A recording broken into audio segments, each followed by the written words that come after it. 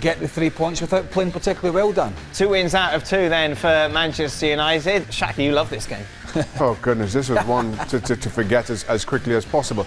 And just to be clear, when I say this is something I hate in terms of the penalty, I think referees should be giving that.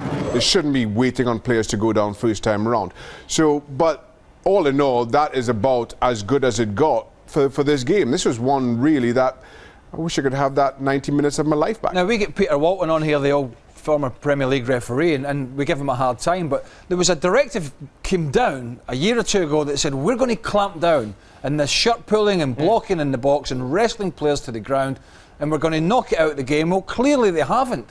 Clearly they're doing nothing about it when they had that penalty, or should have had it given against them. As for the game, we're loving this Friday night football. Yeah, it's giving us a little bit to talk about. Yeah. It's nice, it breaks the weekend up, it's good for the supporters.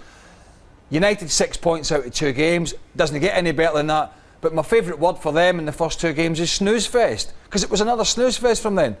Memphis Depay was okay. I'm still not convinced that's the best position for him. Villa are a bit lacklustre going forward, and I'm just not convinced. And I don't think Van Gaal's convinced either. Well, should we take a look at the player ratings? See if our blogger was convinced by any of the United players. Well, take a look at that.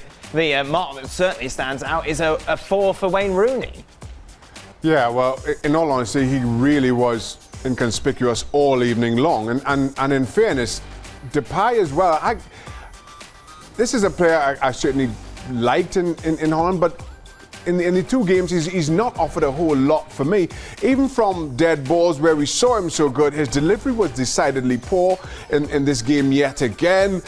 Januzaj, for me, I think he should have stayed on, and I'm not sure. I think there are quite a few others who could have gotten the hook instead of Januzaj. And I think, and I've said it all along, Daley Blind will get caught out in that position. Eventually, when they play somebody decent, Tottenham offered little last week going forward with all their possession. Villa, it's not their strength.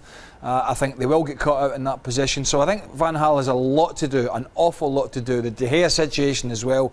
But the bottom line is, it's 6 points, and that is better than playing badly and coming away with 1 point or 0. 6 points and 2 clean sheets without ever looking at all convincing Manchester United.